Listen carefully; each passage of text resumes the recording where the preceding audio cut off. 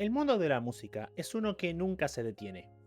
La proliferación de discos nuevos que sale en todos los géneros cada año es enorme, y eso solamente contando los LPs, o lo que llamamos discos en un entorno más coloquial. Ante esto surge la pregunta, ¿qué es lo más recomendable para escuchar? Pues bien, quiero dar mi pequeño aporte a esta pregunta haciendo un breve listado por todos los discos que me gustaron del pasado año 2024, y después seguir en un viaje hacia el futuro y hacia el pasado, revisando mis discos favoritos de cada año que vayamos a tratar.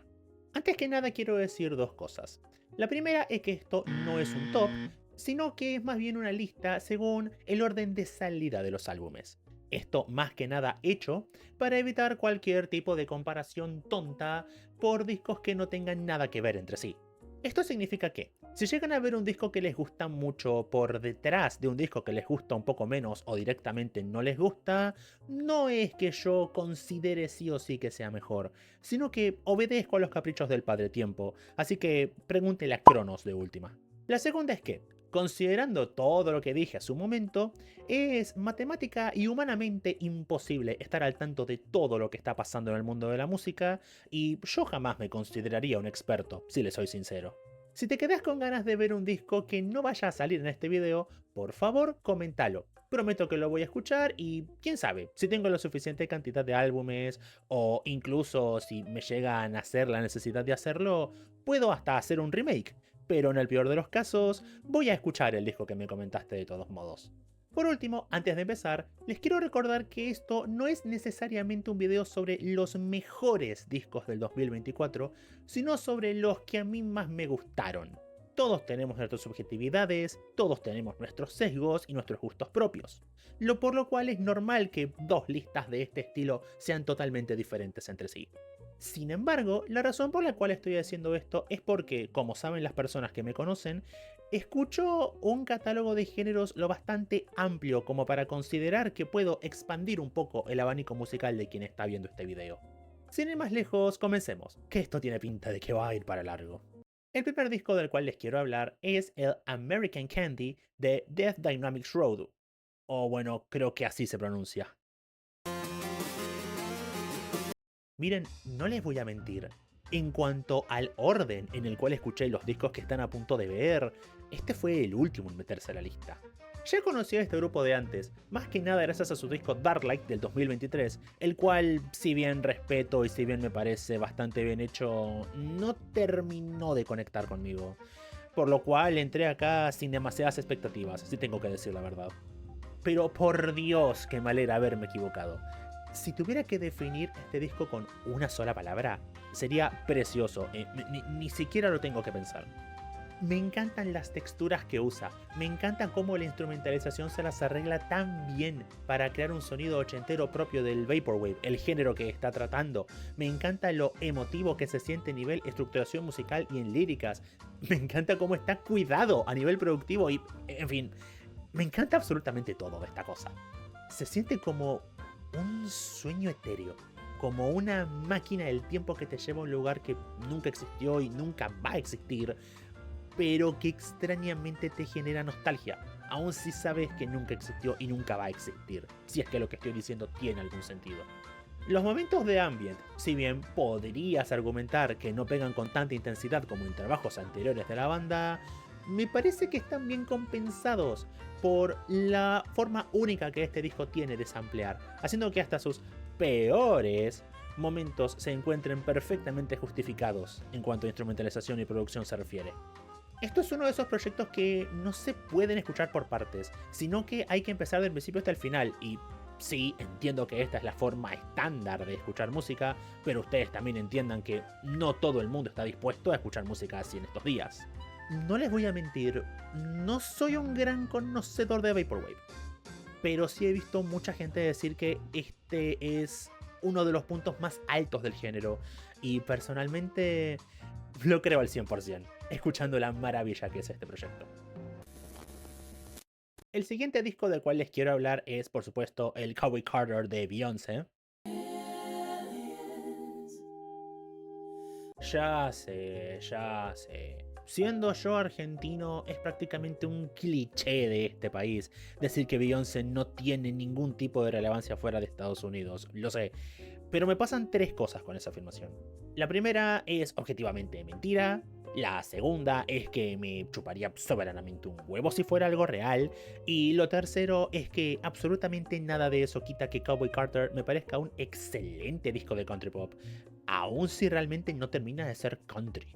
La intención de Beyoncé en este álbum se deja muy clara desde los primeros instantes de American Requiem: mezclar la mayor cantidad de géneros afroamericanos posibles, incluyendo el country, el cual era un género afroamericano antes de la apropiación que le hicieron los rednecks en Estados Unidos, los cuales no voy a mencionar por no estar capacitado para hacerlo, y darle una impronta propia a la altura de su artista.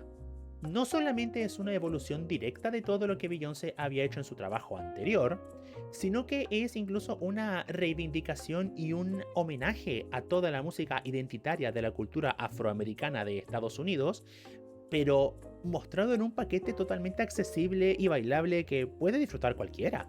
Además, al igual que en el disco que mencionamos anteriormente, el sampleo en este álbum es una barbaridad. Mucha gente se quejó de que tantos nombres aparecieran en la colaboración del álbum, pero es que esto se debe a que el proyecto rescata a todos estos nombres que fueron directamente sampleados como colaboradores, aun si no tuvieron una mano en el armado del disco en sí, lo cual obviamente siento que contribuye todavía más a la sensación de homenaje.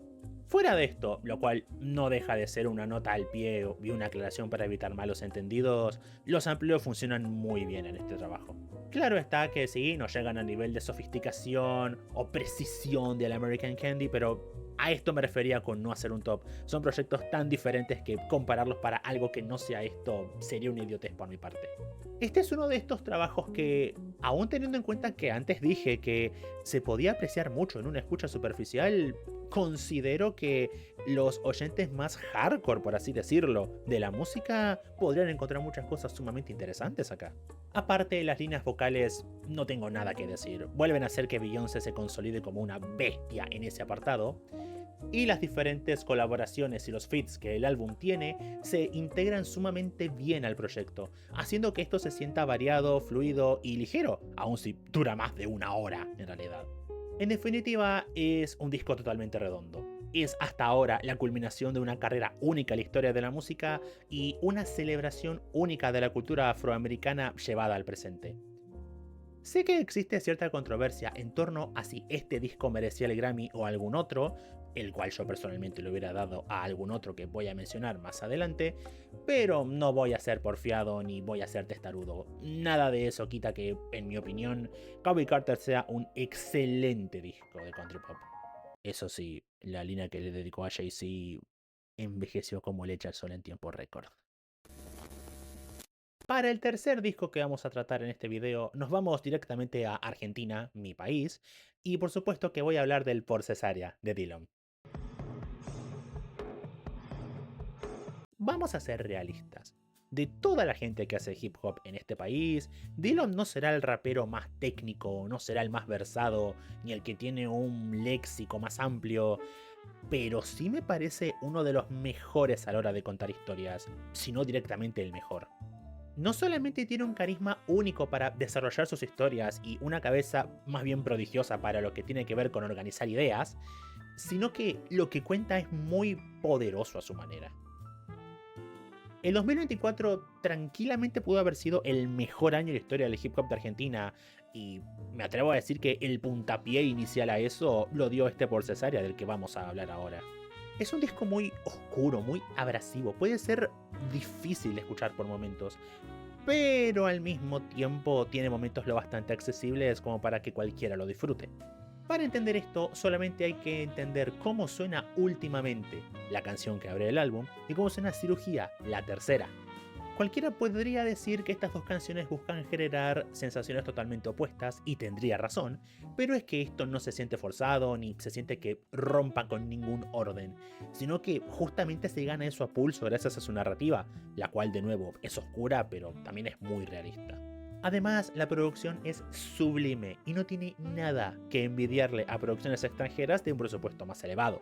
Los beats están llenos de detalles que le dan capa tras capa de complejidad al proyecto, el sampleo está muy bien metido y las colaboraciones de vuelta se integran perfectamente a la dinámica del álbum. Aunque claro, en mi opinión, el punto fuerte de este proyecto es su trama y su narrativa. O mejor dicho, son su trama o su narrativa. Este es un disco conceptual con una temática tan fuerte como la es el del feminicidio, pero explorado de un modo que, aunque aterrador, es tan respetuoso que resulta sorprendente, aun si la historia es contada desde el punto de vista del perpetrador del femicidio. Dylan es alguien conocido más que nada porque es un tipo bastante gracioso a la hora de escribir letras, y acá también se deja ver eso, pero eso es más bien un contraste a lo horrible de la trama, de lo cual el disco es perfectamente consciente, haciendo que la incomodidad sea solamente dada en el mejor sentido posible. Sin ir más lejos, Irreversible, tema que marca un antes y un después en la trama, y personalmente mi canción favorita del álbum. Es un tema que no tiene letra, es una instrumental con tintes industriales que marca muy fuertemente lo que estamos viendo. Nos vemos, mes, suerte. En definitiva, Por Cesárea está lejísimos de ser una confirmación de segundas partes nunca fueron buenas, sino que vuelve a consolidar a Dillon como una de las figuras más importantes y más creativas del mainstream nacional. Y francamente me alegra que ese sea el caso, porque hay con qué. Ahora bien, para el cuarto proyecto de este video vamos a irnos un poquito más lejos de Argentina, más concretamente a Chile, para hablar sobre Archivos de Radio Piedra, de Nicolás Haar.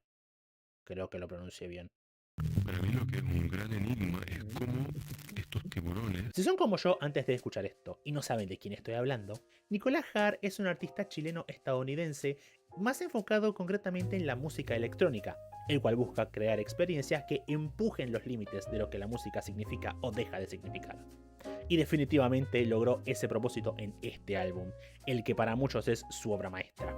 Lo que hay que entender es que Archivo de Radio Piedras no es tanto un disco como es un collage. Uno, concretamente hablando, que nos cuenta la historia de Radio Piedras, una radio clandestina que funciona tras un apagón artificial creado por los poderosos para encubrir un genocidio, y bueno, la lucha de toda la gente involucrada por sobrevivir en medio de semejante horror. El hecho de que Archivos de Radio Piedras ocurra durante un genocidio, como dije antes, no es una excusa para que el artista pueda explotar el morbo que tiene, sino que es algo bastante sensible a su manera. Sí, hay momentos que parecen salidos de una película de terror, y si escuchan este álbum van a entender de lo que les estoy hablando, pero también hay momentos de calma y hasta de normalidad que buscan expresar cómo es que estas personas viven su día a día. Nicolás Haar y Archivos de Radio Piedras no se regodean en la tragedia o el dolor, sino que celebran la vida y la supervivencia. Lo hacen de un modo oscuro y hasta crudo, sí, pero personalmente me parece hasta más hermoso por eso. Te recomiendo darle una chance si no lo conocías. El siguiente disco que me gustaría destacar en esta lista es Fearless Movement del gran Kamasi Washington. Kamasi Washington es uno de esos nombres que lamento haber descubierto recién en el 2024. Se trata de uno de los jazzistas más técnicos y más reconocidos del siglo XXI, cosa que se deja ver no solamente en el dominio enormemente envidiable de la técnica que tiene aún para estándares del jazz, sino en cuanto a su forma de fusionar géneros, la cual es totalmente única, y no se me ocurre algo más representativo de lo que acabo de decir que este Fearless Movement que estamos discutiendo. En este disco vas a encontrar muchas mezclas de diversos géneros afroamericanos, así como también sampleos de otros géneros y de demás grupos electrónicos.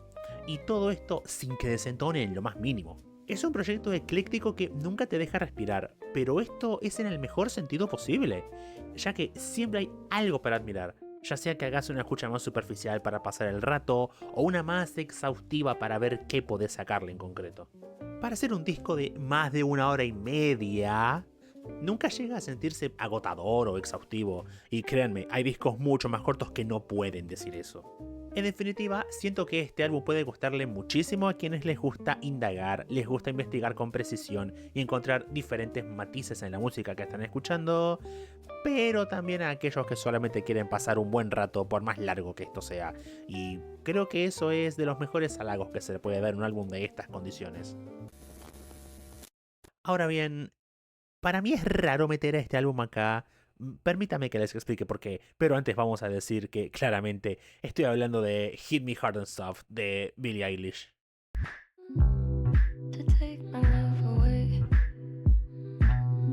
Si digo que esto me parece raro, es por algo que las personas que me conocen ya sabían. Yo me consideraba un hater de Billie Eilish hasta que llegó este trabajo.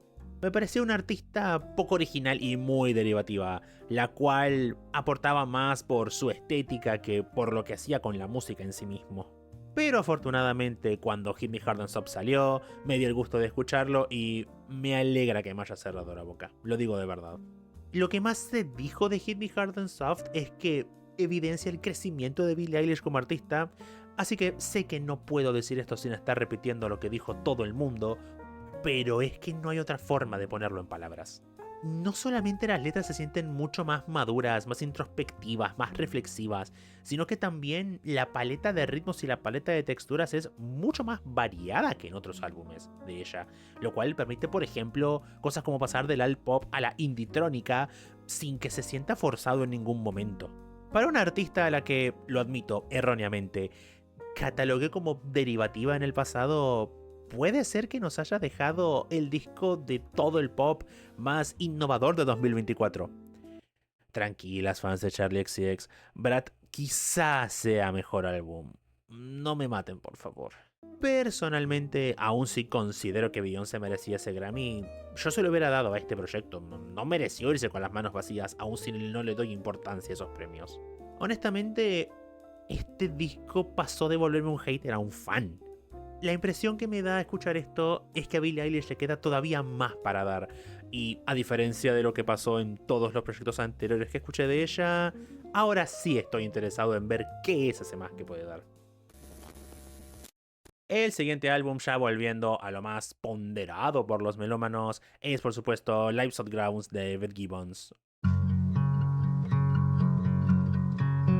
Para quienes no los conozcan, Portishead es una de las bandas más importantes de los 90, la cual logró conservar su calidad entrado el nuevo milenio. Lives on Ground es el disco debut de su vocalista Beth Gibbons. Bueno, técnicamente es el segundo, pero salió en 2002 y es una colaboración, así que creo que podemos pasar eso por alto. Y es, sin lugar a dudas, un testimonio del talento más que inconmensurable que su autora tiene. La palabra ideal para definir este disco es emoción. La podés encontrar en la instrumentación cruda propia del chamber folk, la podés encontrar en las melodías esperanzadoras y apabullantes dependiendo del momento, la podés encontrar en las líricas intensas, en la producción impecable y, bueno, en todo lo que conforma un disco en sí. Gibbons expresa su alma, se expresa a sí misma como muy pocos artistas lo harían, porque no solamente muestra su vulnerabilidad, sino su ira, su felicidad, su alegría y, bueno, todo el abanico de emociones de un ser humano, y lo hace de un modo muy único. No puedo decir mucho más porque creo que antes que cualquier otra cosa, Lives on Ground se tiene que experimentar.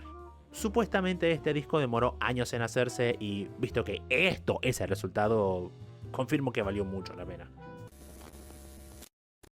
Y hablando de discos que valen la pena, pasemos al siguiente trabajo con SPI de Mir Nicolás. Miren, no creo estar exagerando cuando digo que este disco puede ser el más importante en toda la escena del hip hop argentino en su historia, o al menos en su historia más reciente. Es un disco que sintetiza por completo lo maravillosa que es nuestra escena del hip hop a la hora de hacer drumless, y a un modo más concreto, la habilidad técnica enorme que tiene su MC, no solamente en materia lirical, sino también en materia de producción, pudiendo tomar varios pasajes y sampleos de diferentes entrevistas y hasta contextos para unirlas en una narrativa que se siente como un genuino homenaje a Spinetta, en vez de algo que solamente habla del homenaje que es, sin serlo realmente.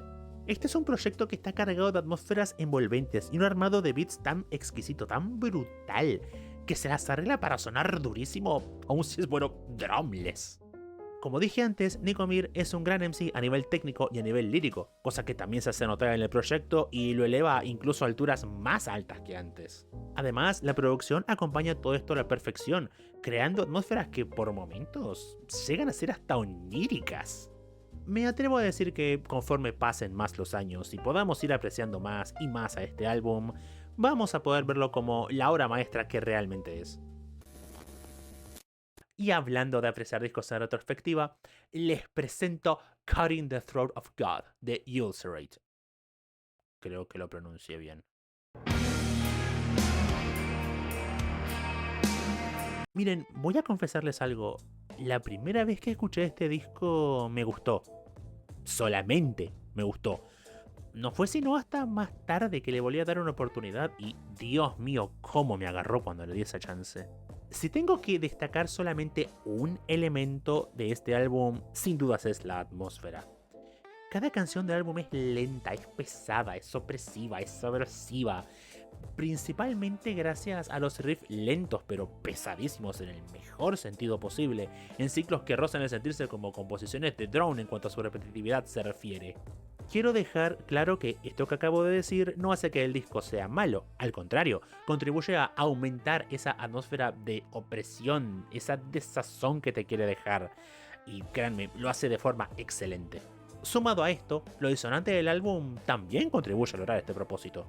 La idea de la disonancia en el proyecto, como pasa con otros grupos de metal extremo disonante, no es la de confundirte, sino la de atraparte en este mundo onírico, casi salido de una pesadilla que por momentos es hasta depresivo.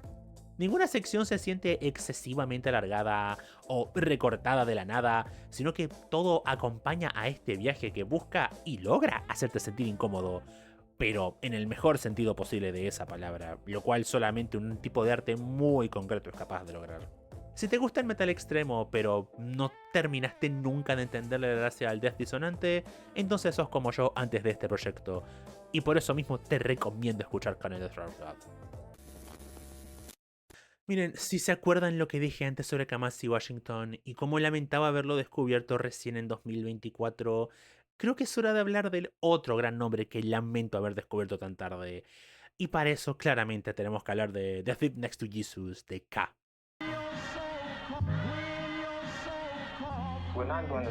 K es un rapero que destaca por su enorme capacidad para el storytelling, la narrativa, por las metáforas que usa y sobre todo la crítica social que lleva a cabo, la cual es tan aguda, tan punzante como es necesaria. The Thief Next to Jesus es un disco que tiene instrumentales más bien simples, pero tiene una producción tan precisa como el pulso de un cirujano, y las líricas tocan temas muy íntimos, muy modernos. Algunos de los conceptos tratados acá son la decadencia moral del hip hop como sinónimo de la decadencia de la moral afroamericana, la búsqueda de la felicidad y hasta la culpa cristiana de un hombre profundamente religioso. Todo esto, como ya dije antes, de la mano de metáforas sublimes que te pueden dejar tan asombrado como perplejo, además de la narrativa que logra el mismo propósito. Lamentablemente, este terminó siendo el último disco de K antes de fallecer, y aunque personalmente lo hubiera puesto en esta lista, aún si siguiera entre nosotros, no puedo evitar pensar que tiene cierto plus nostálgico el hecho de que eso haya ocurrido. En definitiva, me da esta sensación agridulce de saber que sí, K ya no está entre nosotros, pero dejó una gran obra que marca un camino a seguir en muchas cuestiones. Y no terminamos de alejarnos del hip hop, pero sí nos vamos a un extremo completamente opuesto, ya que toca hablar de Mitosis en el estudio, de Juicy. Dios mío, ¿qué me está pasando? Creo que digo bien las cosas, ya no estoy seguro. ¿Y ahora qué huevonada están haciendo pues? Miren, yo escuché este disco en lo que estaba armando la primera versión de esta lista allá por el año pasado, y este álbum se metió no pateando la puerta, sino rompiendo las ventanas y destruyendo cada puta pared que tenía en la casa. Como dije antes, el hip hop argentino tuvo un año excelente en 2024, y esto es una prueba de ello. Claro, no es tan importante a nivel histórico como lo que puede ser un Por Cesárea o lo que ya está haciendo un SPI, pero sí es un álbum que merece mención, y de muy buena forma. Si tuviera que definir este disco de una sola forma, sería: los Swagger Boys conocen a los Beastie Boys. Lo que quiere decir esto es que tiene un humor muy único, salido del mejor shitpost de este país, pero que tiene unos niveles de beats y de producción que están súper cuidados y son totalmente accesibles, aun si las letras son raras en el buen sentido. Genuinamente se siente como lo mejor de dos mundos, y creo que hasta los mayores fans del hip hop que no sean muy aficionados a la comedia en el género, por decirlo menos, podrían apreciar por alguna u otra cosa. Se siente totalmente frenético además, pero no lo suficiente como para desentonar o aburrir, sino que irónicamente sabe cuándo medírselo bastante bien. El ritmo que tiene el disco no decae en ningún momento, sino que se pone en su justa medida para no ser abrumador o para no aburrir o atosigar. y se notan muchísimo las influencias que tiene. Pero eso no es demeritorio, porque justamente lo que hace este álbum es tomar esas referencias y llevarlas todavía más allá para crear algo propio, que bueno, es lo que hace un artista al fin y al cabo. Por si todavía no quedó claro, cosa que lo haría mal de vos si no podés entenderlo, el hip hop argentino creo que está en la mejor época de toda su historia. Y Mitosis en el estudio, si bien no es el disco más importante o el más trascendental a nivel histórico, sí me parece parte de esta camada de grandes proyectos y creo que vale la pena ser recordado. Y tenemos que seguir hablando de hip hop porque lo que va a tocar hablar ahora es Alligator Bites Never Heal de Doeki. En el caso de que hayas estado viviendo abajo de una piedra durante los últimos meses, Doeki es uno de los nombres que más dio que hablar en el mainstream del año pasado. Esto se debe a que su mixtape debut, el ya mencionado Alligator Bites Never Heal, es un álbum que se pone muy por encima del promedio muy fácilmente.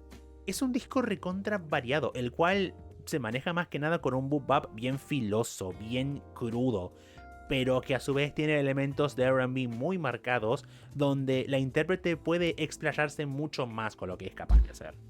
Le pega el micrófono a la puta que lo parió. Estamos ante un proyecto que aborda varias facetas musicales a la vez, y no solamente eso, sino que Doeki se muestra como alguien más que capaz en todas esas facetas. Cuando escuché esto por primera vez, llegué a la conclusión de que, si me llegaban a preguntar qué figura musical se iba a comer el mundo en los próximos 5 años, Doeki iba a estar muy alto en esa lista. Teniendo en cuenta lo controversial que es su figura ahora mismo, por razones que francamente se me escapan, ya no estoy tan seguro de que ese vaya a ser el caso. Sin embargo, de lo que sí estoy seguro es que Alligator Bites Never Heal es un mixtape que me sigue pareciendo increíble y súper recomendable. Ya de por sí se las arregló para tomar sus obvias influencias y convertirlas en algo totalmente único, así que cualquier cosa que pueda hacer Doeki a partir de acá me va a tener más que enganchado cuando llegue el momento. Miren, con este disco tengo un problema porque no sé si mencionar el número en inglés o en español, así que se los voy a dejar acá y ustedes ya podrán verlo. Leanlo como quieran. Godspeed You Black Emperor es una de las mejores y más importantes bandas de la historia del post-rock, para quien no los conozca. Esto hace que juzgar cualquier cosa que la banda saque sea difícil no solamente por el estatus que tiene como grupo, sino por lo complejo que puede ser hablar de post-rock en sí mismo. Sin embargo, me voy a tomar el atrevimiento de intentarlo, porque claro, por algo lo puse en este video, ¿verdad? Lo que tenemos acá es un disco que, sin decir absolutamente ninguna palabra o casi ninguna palabra, dice muchísimo, solamente a nivel instrumental. Lo que dice en concreto: básicamente este disco es la mayor crónica de lo que está pasando en la Franja de Gaza mientras estamos hablando. Cada canción es una construcción única y caótica, en el buen sentido, claro está, de instrumentales que son abrumadoras, que son ominosas, que son hasta perturbadoras por momentos. Como siempre hace esta banda, dice demasiado usando muy pocas palabras y créanme, eso no es algo que está al alcance de cualquiera, al menos no a este nivel. El 2024 y ciertamente también el 2025 fue un año tétrico en lo que es política internacional porque todo el mundo es consciente de lo que el ejército israelí está haciendo en la Franja de Gaza y está haciendo incluso a los menores que viven en la Franja de Gaza. Pero toda nuestra cultura pop parece querer evitar hablar de ese tema, parece querer barrer eso por abajo de la alfombra y que no se mencione. Ante semejante contexto, discos como este son trascendentales e importantísimos, no solamente porque son horriblemente maravillosos a nivel musical, sino porque son este grito de resistencia, de conciencia, de coraje en medio de todo el horror que se vive. Es una escucha agónica, es pesada, es hasta depresiva, pero es que no puede ser otra cosa sin ser honesto. Si pueden tolerar algo así, se los recomiendo muy ampliamente. Y hablando de discos pesados pero honestos, toca mencionar al grandísimo The New Sound de Georgie Grip.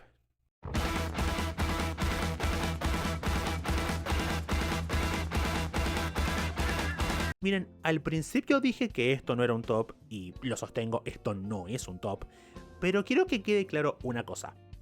Si esto hubiera sido un top, este disco hubiera sido el número 1 y por muchísima ventaja de cual fuera el segundo. Georgi Grip es el líder y vocalista de la ya extinta banda Black Midi, grupo de jazz rock el cual destacó muchísimo a finales de la década pasada e inicios de esta por una aproximación maximalista al jazz rock, mezclando múltiples instrumentos, texturas, la puta madre me dio trabando, mezclando diferentes estructuras, texturas y sonidos en su música. Para su disco solista, Grip redobla todavía más la apuesta instrumental, siendo la canción Holy Holy, la que ya escucharon, el single del grupo que tiene todos los elementos del sello Black Midi, pero que lo lleva todavía más allá en materia de instrumentalización y producción. Más allá de dicho single, considero que todas las canciones del álbum se las arreglan para sentirse enormes, para ser complejas y para tener un sentido de la épica medio retorcido, pero que aún así se las arregla para ser accesible. No creo que mucha gente a la que le guste el jazz o el rock no se pueda sentir atraída por cómo suena este proyecto. Sin embargo, considero que es a nivel lírico y a nivel conceptual donde el disco brilla incluso más que en escala instrumental. Estamos ante un disco conceptual que orbita al patetismo contemporáneo de los llamados hombres alfa y de todas esas dinámicas de género tóxicas que se dan a través de internet. Grip hace un ataque brutal no solamente a las cosas estúpidas que muchos hombres pueden llegar a hacer estando en la crisis de la mediana edad, sino también al concepto mismo de la masculinidad, no como forma de expresión, sino como forma de prisión, que a nosotros los hombres puede impedirnos alcanzar la verdadera felicidad y la verdadera realización si no sabemos gestionarlo o apelar a buscar algo mejor cuando es necesario. Sin exagerar, puede que estemos no ante uno de los discos más importantes de esta década, sino ante uno de los trabajos artísticos más importantes de esta década. Es en momentos así y por obras como estas, por las cuales yo agradezco que el arte exista. Algo que sea capaz de confrontarnos con facetas tan oscuras de nosotros mismos, y sobre todo de una forma tan excelente, es algo que siempre voy a agradecer. Y ya nos estamos metiendo a los últimos 3 discos de este video, y el próximo que quiero mencionar es Absolute Elsewhere, de Blood Incantation. Miren, lo voy a decir. Creo que el death metal está en una nueva década de oro en cuanto a producciones, en cuanto a discos, en cuanto a bandas. Y creo que ahora mismo solamente los 90 están por encima de los 2020 en todos los aspectos. Blood Incantation son una de esas grandes bandas que están sirviendo como punta de lanza de un renacimiento del death metal, claramente. Ya habían demostrado de lo que eran capaces en 2019 con su grandísimo proyecto Hidden History of the Human Race, el cual le recomiendo a todos los amantes del metal extremo, pero Absolute Elsewhere logró algo que me parecía imposible, y fue ver a Blood Incantation superarse a sí mismos. Lo que hay acá son 2 grandes pasajes divididos en 3 partes cada uno, los cuales toman todos los elementos del death metal progresivo y los llevan a un nuevo nivel, mezclándolos con rock psicodélico, space rock y hasta death metal técnico. El resultado es una obra que es brutal, pero es técnica, es emocional, es delirante y se siente como un viaje de LSD. Bueno, me contaron, yo nunca consumí, aclaró. Este disco fue denominado en una crítica que vi una vez como The Dark Side of the Moon si tuviera doble bombo. Y no estoy seguro de que sea así, pero el hecho de que esté diciendo no estoy seguro de, en vez de esto no tiene sentido, creo que debería servir para decir lo que opino de cómo está estructurado este CD. Si las cosas siguen como hasta ahora, no me extrañaría que Blood Incantation se convierta en una de esas bandas que son punta de lanza para el metal extremo, porque este disco puede atraer tanto a gente con sensibilidades modernas, como a gente que solamente jura por el death metal clásico, o gente que ni siquiera le gusta el metal. En serio, denle una chance a esto y cuéntenme qué les parece. Ahora bien, el anteúltimo álbum del cual les quiero hablar es Night Palace, de los grandísimos Mount Eerie. Hablar de Mount Eerie siempre es complicado, por llamarlo de alguna manera. Es el proyecto paralelo de Phil Elverum, líder del mítico grupo de folk The Microphones, pero la gente que está tan crónicamente en línea como yo puede conocer a este hombre más que nada por lo que fue su proyecto A Crow Looked at Me, que salió en 2017 y se volvió semi-viral gracias a lo demoledor que es en todo aspecto. La impronta artística de Mount Eerie siempre fue representar la vida, la muerte, las emociones y todo lo que hay en el medio de eso de la forma más honesta posible, más catártica posible, sin caer en la romantización barata ni en exagerar las cosas malas para lograr generar morbo en el oyente. Y ciertamente este Night Palace no es la excepción. Según tengo entendido, o bueno, según investigué después de escuchar este álbum, Phil Elverum pasa la mayor parte de su tiempo en una cabaña del bosque. Es decir, el tipo vive alejado de las grandes ciudades, vive alejado de los grandes tumultos de gente y se nota mucho en la música de este CD. Y si digo que se nota es porque la música de este álbum y la producción de este álbum se sienten como estar adentro de uno de esos lugares que menciono. Hay lluvias, hay nieblas, hay sensación de estar metido en un bosque, hay de todo. Es un ejemplo perfecto de cómo ambientar un CD a partir de su música y sus efectos. Es un disco que apela muchísimo a lo emocional, como todos los trabajos de Phil Elverum, y créanme, ciertamente lo logra, no por nada está acá. Sin embargo, lo que siento que más pesa acá, y claramente a su favor, es la variedad musical que tiene. Usualmente los trabajos de Phil Elverum se sienten muy íntimos, se sienten muy chiquitos, muy personales. Y también hay mucho de eso acá, no voy a decir que esa sensación desaparece porque no lo hace. Pero lo que sí se añade son distintos géneros y distintos ritmos que encajan como si fuera un guante. Este disco es indudablemente el magnum opus de Phil Elverum. Y personalmente creo que hasta él lo sabía a la hora de componerlo. Y por último, pero no por ello menos importante, quiero hablar desde Mahashmashana de Father John Misty. La puta madre, ¿cómo logré decir eso, hermano?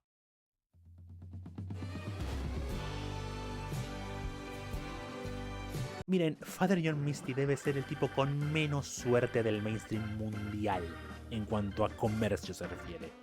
Sacó disco en 2012, 2015, 2017, 2018 y 2022. Y en todos... Otra vez le pego al micrófono, ¿qué pasa?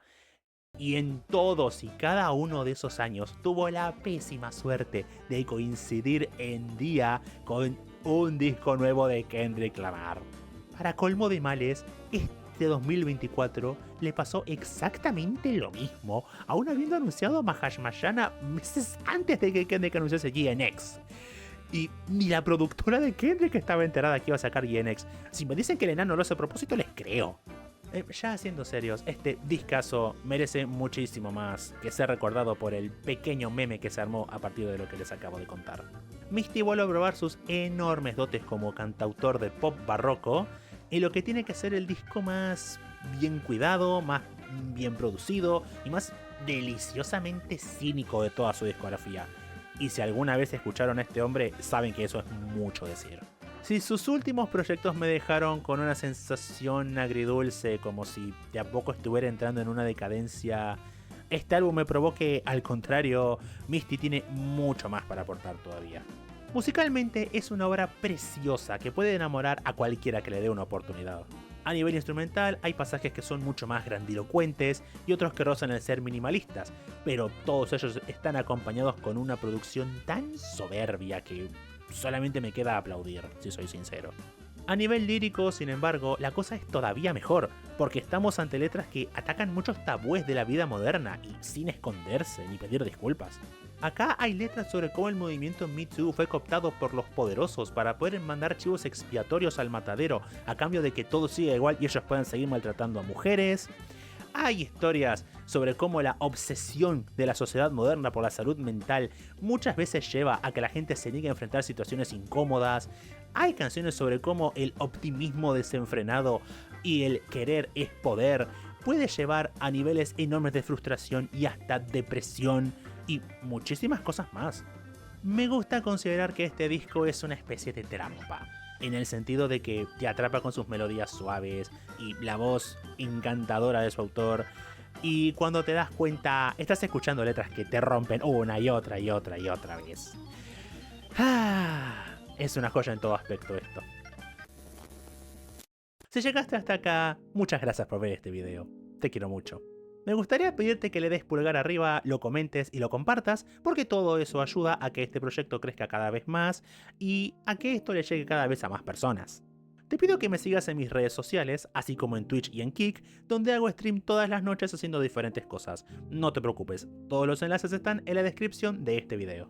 Por último, pero no por eso menos importante, contame, ¿cuáles fueron tus discos favoritos de 2024? Como dije, es imposible estar al tanto de todo, y las chances de que no haya escuchado un disco que a vos te voló la cabeza son muy altas, mucho más altas de lo que creerías. Como dije antes, si tengo la suficiente cantidad de discos que ameriten hacer una segunda parte, puedo hacerla. O si no, en el peor de los casos, podés contar con la sensación de saber que alguien escuchó lo que vos le dijiste, lo cual siempre es bueno. Hasta entonces, nos vemos. Espero verlos el próximo lunes en otro video de este canal. Soy Nierla y les deseo una buena vida.